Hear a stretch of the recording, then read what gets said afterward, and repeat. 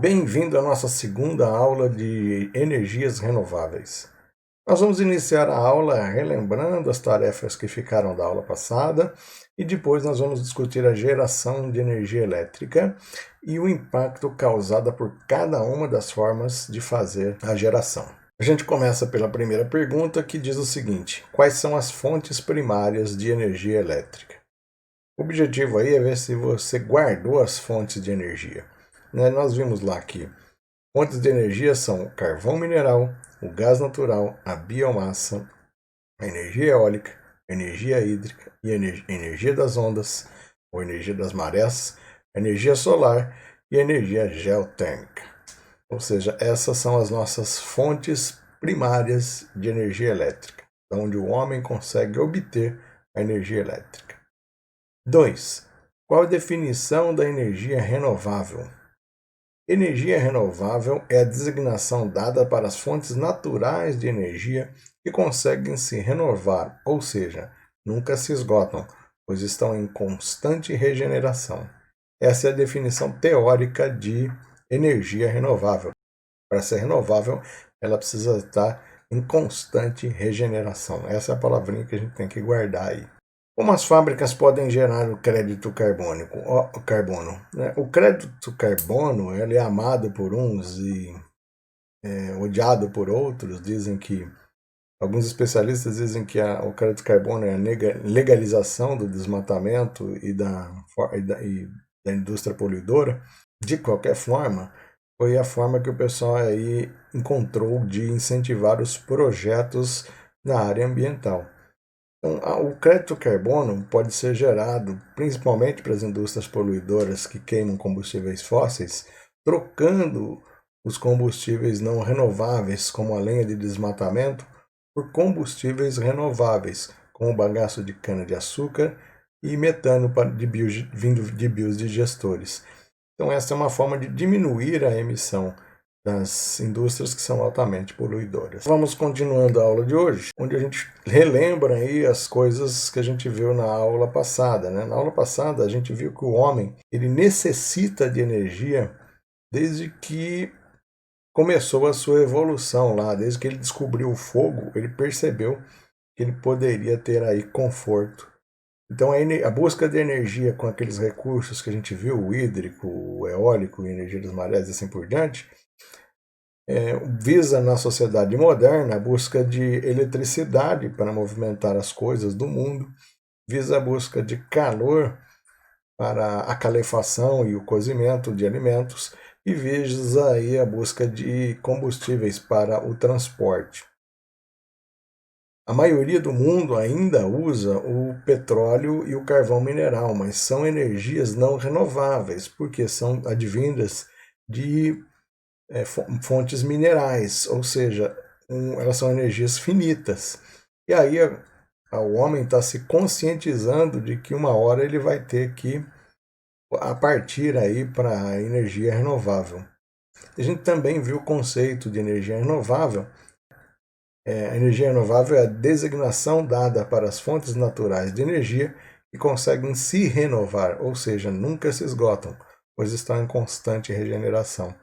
Então essa é a diferença entre o carvão e o petróleo, que são energias não renováveis, ou seja, elas não se regeneram, elas vão se esgotar, e energias renováveis, que vão ter aí uma sua reposição, uma sua regeneração constante. Outra preocupação é com o meio ambiente.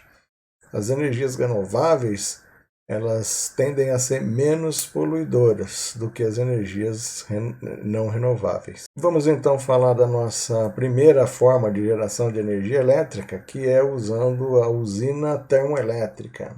A usina termoelétrica, basicamente, ela utiliza carvão e gás. A usina nuclear é uma espécie também de usina termoelétrica, mas vamos deixar um capítulo, um tópico só para falar sobre energia nuclear. Mas carvão e gás são energias não renováveis. Petróleo também são energias não renováveis. Muitas termoelétricas queimam petróleo para gerar energia elétrica. Como é que é o processo? O processo de produção de energia, não importa qual seja a usina, na maioria das vezes vai usar uma turbina de vapor.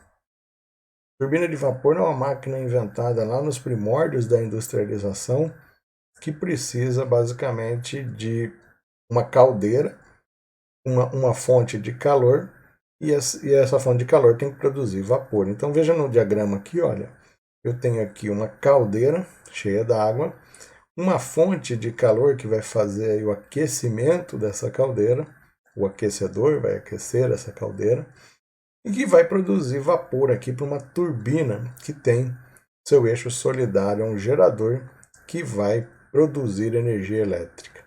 O vapor passa pela turbina, passa depois por um condensador, cujo objetivo é transformar o vapor superaquecido novamente em líquido. Esse processo, esse líquido volta para dentro da nossa caldeira e esse processo aí vai se repetir. O condensador aí, ele precisa resfriar o vapor. Então aí eu tenho um sistema aí, de troca de calor. Basicamente eu tenho aí um resfriador, né? O condensador é um resfriador.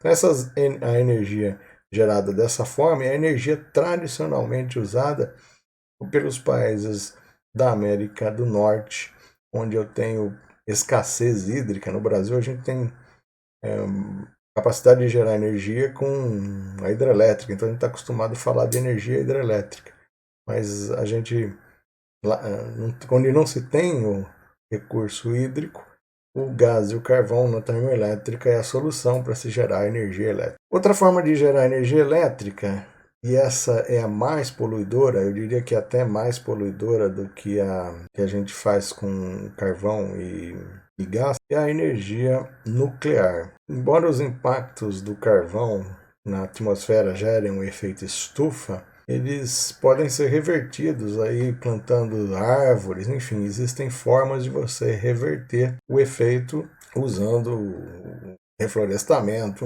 e programas ambientais. Mas na energia nuclear, eu não tenho o descarte do resíduo. Vamos entender como é que funciona, então, uma usina termoelétrica baseada na energia nuclear, que é, na minha opinião, é a energia mais perigosa para se trabalhar. E a mais cara em termos de tratamento dos seus resíduos. Quando a gente vê uma foto de energia nuclear, a gente vê essas grandes torres saindo fumaça aqui. Essas torres são as torres de resfriamento do reator, né? O reator ele fica dentro de uma câmara de chumbo para evitar que a radiação fuja do seu interior. O elemento que é base para o reator são as barras de césio ou as barras de urânio enriquecido. Essas barras elas vão passar por um processo aí de fissão, quebra, né? Fissão é quebra, vai passar por um processo de quebra. E nesse processo eu vou ter aí grande liberação de calor. Esse calor ele é colhido aí dentro da nossa caldeira, que fica dentro ainda do silo de chumbo de contenção, né, do silo de contenção de chumbo, e o vapor sai do silo de contenção de chumbo para as turbinas que, novamente, né, mesmo princípio lá da termoelétrica baseada a carvão, vão produzir eletricidade num gerador. Depois eu tenho o condensador faz com que o vapor faça com que a água volte para o estado líquido e volta para a caldeira para ser reaquecida. Então esse é o processo de se fabricar energia elétrica usando a termonuclear ou energia nuclear. E a torre de resfriamento ela é parte do processo aqui, ela pega a água do rio, passa pelo condensador e aí sim ela que vai ser responsável por esfriar os condensadores, ou seja, transformar aquela água que veio da caldeira aquecida, superaquecida, e volta a ser novamente água para voltar para dentro da caldeira, onde vai ser novamente transformado em vapor e assim por diante. Os resíduos da usina nuclear, eles são altamente tóxicos. Sou obrigado a colocar eles dentro de caixas de chumbo e acondicioná-los em lugares apropriados para suportar pequenas doses de radiação, porque mesmo dentro das caixas de chumbo, esses locais vão se tornar radioativos.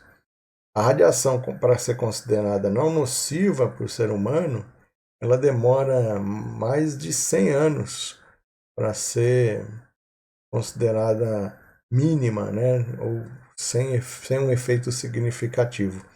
Os efeitos da radiação também, exposição à radiação a longo prazo, eles não são totalmente desconhecidos, e a exposição a níveis elevados é morte, não é certo?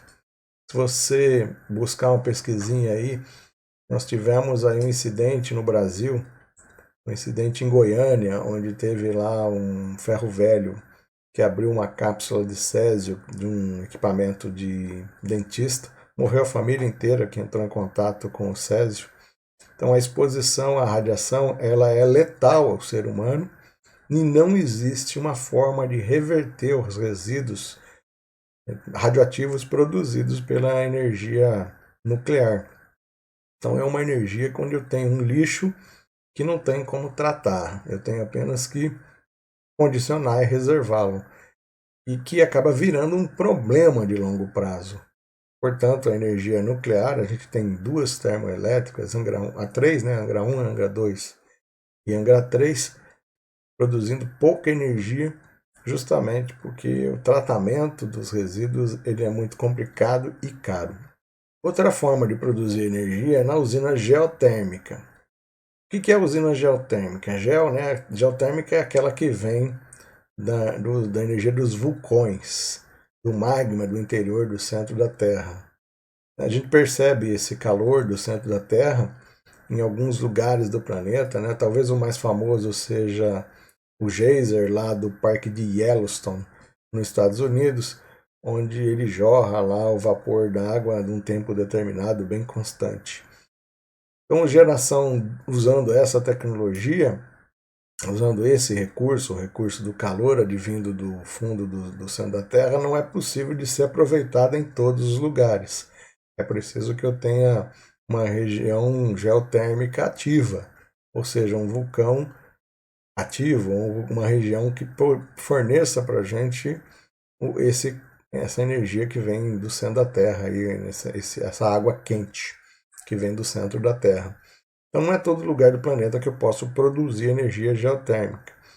Também a instalação destas usinas, ela destrói a biodiversidade desses locais, formando aí, causando os impactos ambientais no momento da sua implantação.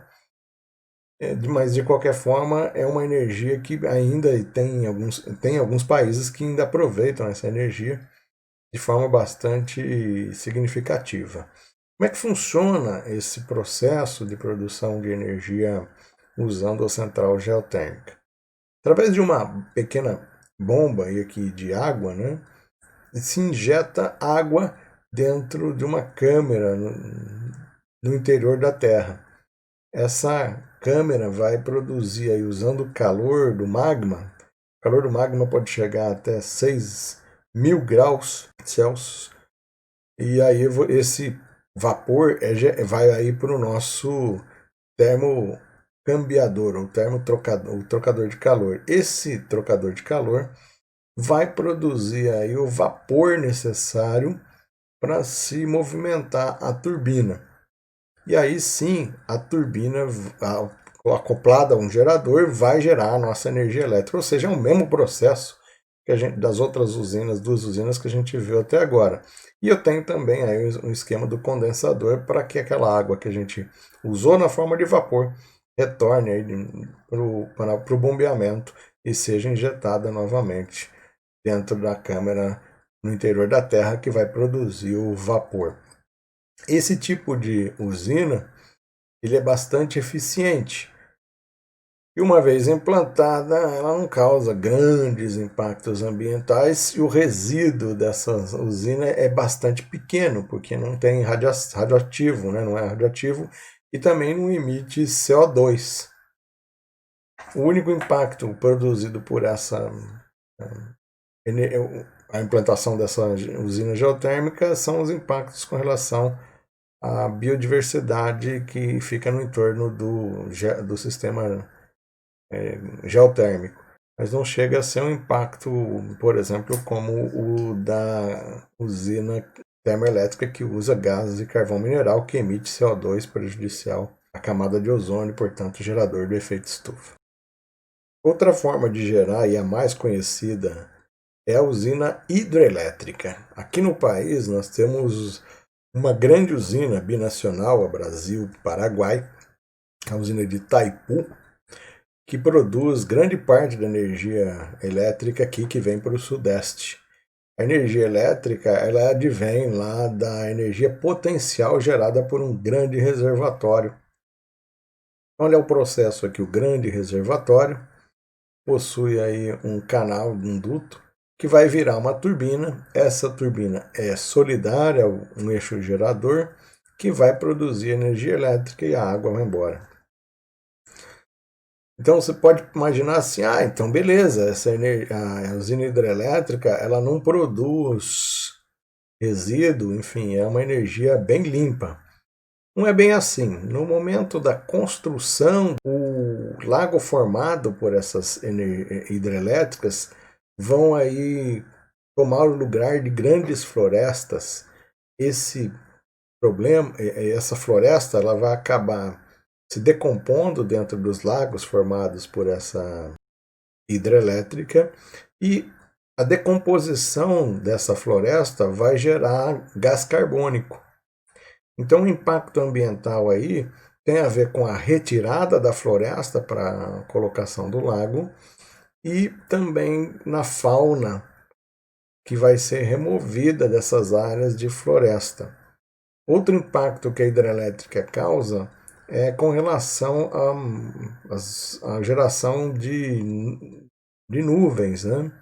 Onde tinha uma floresta se coloca um lago.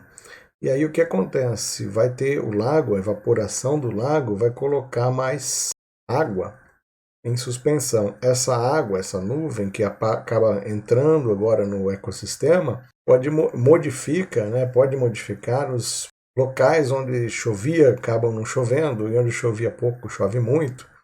Ou seja, ela acaba modificando também o ecossistema. Então, o impacto gerado por uma usina hidrelétrica ela não é totalmente inofensiva, né?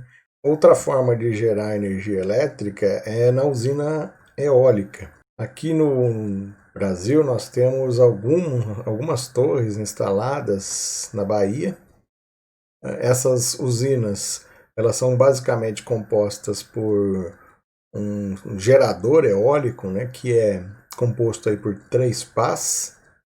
E essas 3 imensas pás, né, são instaladas em postes aí que variam com altura entre 80 e 120 metros do solo.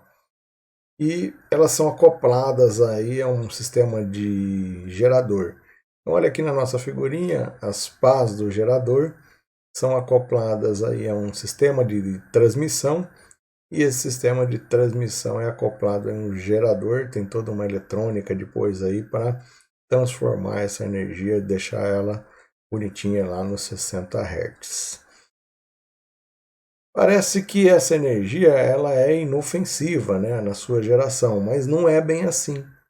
Né? Ela causa aí um impacto ambiental com relação à fauna. Já existem estudos que demonstram a morte de aves, de algumas espécies de aves e morcegos. Além de ser um poluidor ambiental com relação ao ruído. Os geradores produzem um ruído característico, um ruído de arrasto. Esse parque de usinas, então, aí passa a produzir aí ruído. Então, o pessoal que mora na região não gosta, né, da instalação desse sistema, pelo fato de ser grande poluidor sonoro. Outro estudo aí que o pessoal está fazendo é com relação ao movimento das correntes de ar. Esses geradores aí podem causar impactos com relação ao movimento das correntes de ar e esses impactos ainda não são conhecidos. A mudança das correntes de ar devido ao a colocação dessas grandes hélices. Então a torre de geração eólica ainda é bastante, mesmo assim, é bastante utilizada na Europa. Tem alguns sistemas instalados que são bastante grandes, tem uma torre de 140 metros na Dinamarca, que é o maior gerador eólico no mundo. Ele pode gerar 8 megawatts de energia. Outra forma de se produzir energia é através da energia das marés e das ondas. No Brasil, no porto de Pecém, lá em São Gonçalo do Amarante, no Ceará, nós temos a usina ondomotriz baseada em flutuadores. É uma usina experimental. Esse sistema ainda é caro por causa dos componentes que ficam em contato com a água salgada, então é uma energia que ainda está em fase experimental, assim como outras represas que a gente vai ver aí na França. Elas ainda são tímidas, porque ainda não se tem aí uma tecnologia capaz de produzir energia elétrica da forma com que a gente produz tradicionalmente com petróleo e gás. Então, como é que funciona a energia que vem das ondas? Esses grandes flutuadores aqui são colocados no mar, né? E aí, à medida que esses flutuadores sobem e descem, eles vão produzir aí, faz grande pressão aí num pistão. Esse pistão vai encher um grande acumulador com água e ar comprimido, e essa câmera aí vai estar sob grande pressão. Essa pressão, esse jato d'água, será usado para produzir energia elétrica. Existem vários modelos propostos para esse tipo de usina. O Brasil adotou o modelo onde eu tenho aí um flutuador e um pistão acoplado aí para poder comprimir o ar e a água para produzir pressão e assim virar uma turbina de um gerador. Mas a gente pode ver nessa figurinha aqui que tem, olha, por exemplo, esse modelinho aqui, ó, utiliza o próprio vai e vem das ondas aí de forma com diafragma aí, né, para fazer entrar o ar, subir e sair, enfim, virar o nosso gerador. O outro aqui é a mesma brincadeira, né? A onda chega, passa por um sistema aí que comprime a onda, né, o movimento da onda, e vai gerar aí o vai e vem desse gerador, dessa onda aí, vai gerar um vai e vem de fluxo de ar, e esse vai e vem de fluxo de ar aqui vai produzir energia elétrica no gerador. Seja qual for a proposta, essas propostas ainda estão no campo da experimento, e ambas tropeçam na questão financeira. Não existe aí um gerador de ondas que é capaz, né, de se pagar. Então, mas é uma promessa para a energia renovável. Na França tem a usina de Laurence, onde ela foi construída numa baía, foi represada uma baía, está aqui a nossa foto, ó, foi represada numa baía, e aí eu tenho a maré subindo e descendo. Essa maré é obrigada a passar por um conjunto de turbinas da represa, gerando assim energia elétrica. Aqui no Brasil, existia aí uma proposta em 2014 de uma parceria entre Furnas, a empresa Wave Energia, a Copé e a Universidade do Rio de Janeiro, de instalar aí um conversor de 100 kW próximo aí à praia de Copacabana. Essa energia aí nunca saiu do papel. Agora eu vou falar da queridinha do momento, que é a energia fotovoltaica. Para falar da energia fotovoltaica, a gente tem que falar do princípio da geração de fotovoltaica, que é o painel fotovoltaico, né? O painel fotovoltaico ele é composto aí por um módulo que tem várias camadas que começam lá com um vidro especial, um vidro de alta durabilidade aí para suportar altos impactos, né? Ele pode suportar aí até bolas de neve, para você ter uma ideia. E uma película aí protetora de EVA, né? Esse painel ele é composto aí por células fotovoltaicas. A célula fotovoltaica tradicional ela é feita de silício. Ele é uma espécie de diodo ao contrário aí, né? O diodo a gente injeta energia nele, ele emite luz, né? Aqui é o contrário. A gente põe luz e eu tenho a energia criada. Então, basicamente, é uma tecnologia conhecida. são folhas de silício que são dopadas com bóron, e aí a produção de energia ocorre quando a luz incide sobre essas placas de bóron, elétrons são aí desviados para o polo negativo da placa. Então a energia solar produzida por placas solares, ela é do tipo de corrente contínua. E para os painéis comerciais são feitos os primeiros painéis, os painéis atualmente comercializados têm base nas placas de silício. Existem aí várias promessas do aumento da eficiência das placas solares usando aí tecnologias. No campo da pesquisa, tem as células solares de perovskitas. Essas células são basicamente imitação que a gente chama de folhas da biologia, né? Tem como base inspiradas em folhas. Elas são transparentes e flexíveis. E um pesquisador está propondo aí uma célula híbrida, que é desse material mais o silício, que tem uma eficiência que chega em torno de 25,5%. É a maior eficiência em laboratório produzida. E no campo ainda da pesquisa, tem alguns painéis que propõem aí o uso de bactérias vivas na produção de energia elétrica. Tudo é promessa, porque é uma energia muito nova, está se criando agora, mas a energia fotovoltaica ela já é uma realidade nas usinas. No Brasil, o estado que lidera a geração fotovoltaica é o Piauí, que tem 2 usinas, graças às suas características de incidência solar.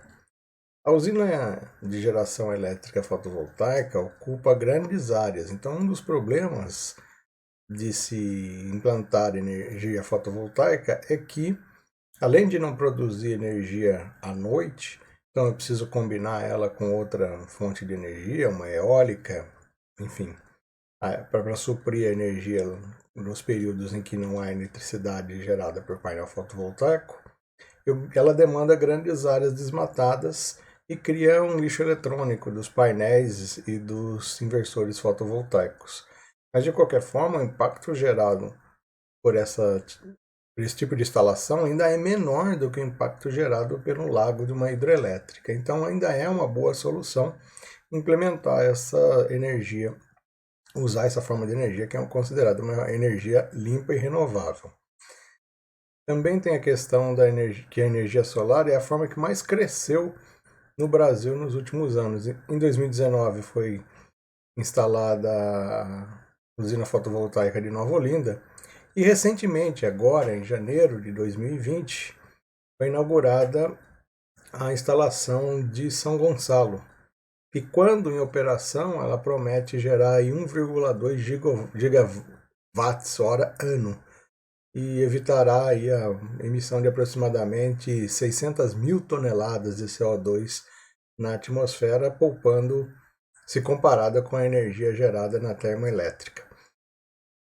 O investimento em São Gonçalo foi de 1,4 bilhão, ou seja, 390 milhões de dólares. Quer dizer, a bola da vez na energia, na matriz energética do país, parece ser então a geração fotovoltaica. Mesmo ocupando as áreas grandes áreas de desmatamento, ainda é uma solução que, comparada com outras usinas, ela fornece aí uma energia relativamente limpa. Chegou o momento de eu te pedir as questões de validação de participação nesta aula. A forma de realização da tarefa será diretamente lá no Google Sala de Aula. No Google Sala de Aula, procure lá no tópico 2, Geração de Energia Elétrica, o subitem Tarefa da Aula 2. Clique no formulário do Google tópico 2, Geração de Energia, e responda as questões de múltipla escolha. E clique em Enviar. O prazo de entrega é até a próxima aula. Bom trabalho! Eu espero que você tenha gostado da aula de hoje e eu aguardo você na próxima aula. Até mais então!